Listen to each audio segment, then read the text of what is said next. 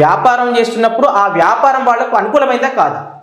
Okay, వ్యాపారం అనుకూలం. వ్యాపారం అది ఆ చేస్తున్న వ్యాపారం. ఇప్పుడు ఒకరు బట్టల బిజినెస్ చేస్తారు, ఒకరు ఇంకొకటి బియ్యం బిజినెస్ చేస్తారు, ఇంకోరు ఆటో నడిపిస్తారు, ఇంకోరు నేను పలాని ఏదో బిజినెస్ పెట్టుకోవాలనుకుంటారు. రకరకాల బిజినెస్లు ఉన్నాయి. ఎలక్ట్రికల్ బిజినెస్ పెట్టుకోవాలనుకుంటారు, లేకపోతే టీవీ షోరూమ్ పెట్టుకోవాలనుకుంటారు.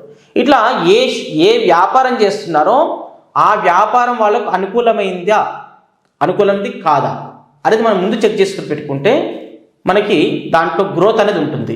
లేకపోతే ఇప్పుడు తొందరగా మూసేయడానికి తొందరగా కొన్ని 2-3 నెలలు మీరు అన్నట్లుగా 2 నెలల్లో 3 నెలల్లో కొన్ని కోట్ల రూపాయలు లక్షల రూపాయలు వెచ్చించి వ్యాపారాన్ని మళ్ళీ మూత వేస్తున్నారంటే కారణం ఇదే అనమాట.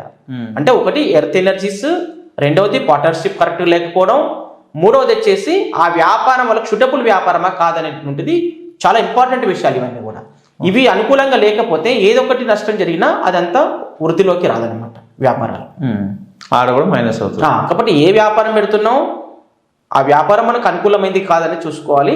మళ్ళీ ఆ వ్యాపారానికి సంబంధించినటువంటి ఏదైతే నేమ్ పెట్టుకుంటున్నాము, ఆ నేమ్ పెట్టుకుంటున్నప్పుడు ఏంటంటే ఆ వ్యాపారంలో ఉన్నటువంటి పేరు ఏదో ఒకటి పేరు పెట్టుకుంటారు. భవానీ ఎలక్ట్రిక్ మొబైల్ షాప్ అని, లేకపోతే పలానా భోజనశాల అని, ఇట్లా టిఫిన్ సెంటర్ అని, ఇట్లా రకరకాల పేర్లు పెట్టుకుంటున్నారు కదా.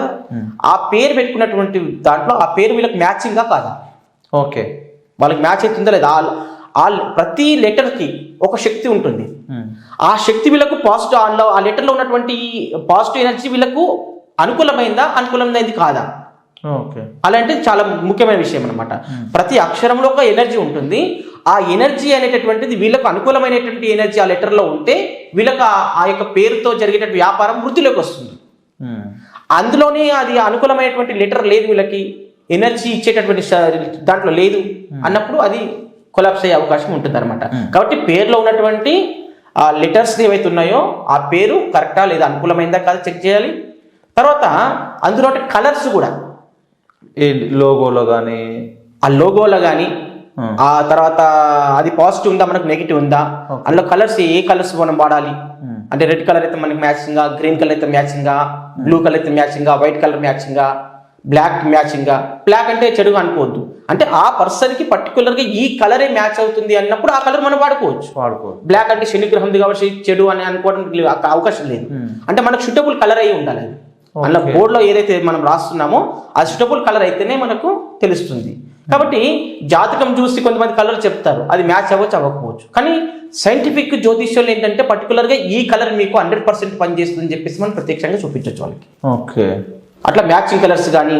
తర్వాత మనము ఇంకొకటి ఏంటంటే చాలా మంది మొబైల్ నెంబరు అనుకూలంగా ఉండాలని చూస్తారు సార్. ఈ మధ్య కాలంలో చూస్తూ ఉన్నాం సార్, మొబైల్ నెంబర్లది కూడా చాలా వరకు చూస్తున్నాం సార్. అంటే లాస్ట్లో 355 పెట్టండి, లేకుంటే స్టార్టింగ్లో 999 ఉండండి, లేకుంటే లాస్ట్లో 5 పెట్టాలి, లేకుంటే 5 పెట్టాలి అంటున్నారు. అది ఎంతవరకు కరెక్ట్ అంటారు? అంటే న్యూమరాలజీ ప్రకారం కూడా 1 నుంచి 9 సంఖ్యలు ఏవైతే ఉన్నాయో అంకెలు, వాటిలో కూడా ఎనర్జీ ఉంటుంది. ఓకే, సృష్టిలో ప్రతి దాంట్లో ఒక పాజిటివ్ ఎనర్జీ, ఒక నెగిటివ్ ఎనర్జీ, ఏ దాంట్లో ఏ ఎనర్జీ ఉంది అనేది మనకు తెలియదు. ఇప్పుడు ఉదాహరణకి ఒక పెళ్లి చేసుకునే యువకుడు ఉన్నాడు, చాలా మంది వాళ్ళ కులంలో వాళ్ళ క్యాస్ట్లో చాలా మంది అమ్మాయిలు ఉన్నారు, చాలా మంది అందంగా ఉంటారు, కొంతమంది అందంగా లేరు. అది పక్కన పెట్టండి. అంటే వీళ్ళకు కులంలో ఉన్నటువంటి అందరి అమ్మాయిలు ఎంతమంది ఉన్నారో అంతమంది అమ్మాయిలు నేను వివాహం చేసుకోలేడు కదా. అంటే మ్యాచింగ్ అనేది వెతుకుంటారా లేదా? అంటే జాతకాలు కలుస్తున్నాయా లేదా, పూర్తిగా వారి నక్షత్రానికి ఈ నక్షత్రానికి తారాబలం కలుస్తుందా లేదా, వర్గకూటములు అష్టకూటమి జరుగుతుందా లేదా, యోని పొంతన కరెక్ట్ ఉందా లేదా, నాడి పొంతన కరెక్ట్ ఉందా లేదా అనేటువంటి ప్రతిదీ కూడా మనం చెక్ చేసుకుంటున్నాం అనమాట. చెక్ చేసుకున్నప్పుడే అది మ్యాచ్ అవుతుంది అన్నప్పుడే మనం ప్రొసీడ్ అవుతున్నాం పెళ్లి చూపులకి. ముందు జాతకాలు చూస్తారు తల్లిదండ్రులు, అమ్మాయి జాతకం అబ్బాయి జాతకాలు రెండు కంపేర్ చేసి ఒక పురోహితుని దగ్గరికి వెళ్ళి ఇది జాతకాలు కరెక్ట్ ఉన్నాయా లేకపోతే చూడండి అని చెప్పి చూస్తుంటాం. అలా ఎవరికైతే మ్యాచ్ అవుతుందో వాళ్ళే వివాహం చేసుకుంటారు. వాళ్ళకు లైఫ్లో ఇలాంటిది డిస్టర్బెన్స్ లేకుండా వాళ్ళ సంసార జీవితం అనేది సాఫీగా కొనసాగుతుంది. ఒకవేళ జాతకాలు మ్యాచ్ అవ్వలేవు అనుకోండి, ఆటోమేటిక్గా వాళ్ళు విడాకులో లేకపోతే వాళ్ళ మధ్య గొడవలో ఇంకోది జరగడానికి అవకాశం ఉంటుంది.